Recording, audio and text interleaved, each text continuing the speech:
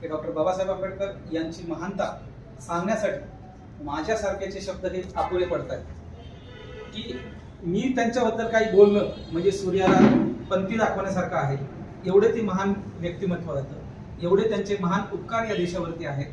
त्यांनी या देशाची जडणघडण, या देशाचे आधुनिक भारताचे जनक म्हणून त्यांना म्हटलं जातं, कारण त्यांनी भारतीय संविधान लिहिलं आहे. त्या संविधानाच्या मार्फतच आज आपल्या संपूर्ण देशाचा कारभार म्हणजे गल्लीपासून दिल्लीपर्यंतचा कारभार हा चालला जातो.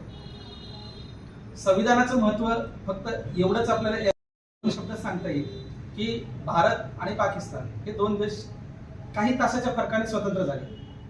आज भारताकडे अशा प्रकारचं संविधान आहे जे बाबासाहेबांनी निर्मित केलेलं आहे, जे जगात सर्वश्रेष्ठ आहे. आणि ते संविधान पाकिस्तानकडे नाही.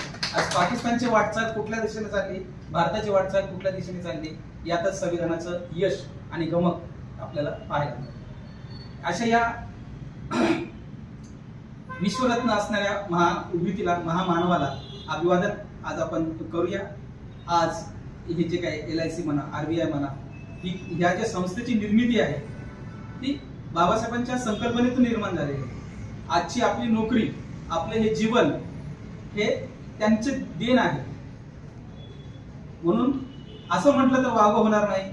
खातो तो घास आणि घेतो तो श्वास हा केवळ बाबा तुमच्यावर, तुमचेच त्यावरती उपकार आहेत. एवढं म्हणून मी बोलू शकतो.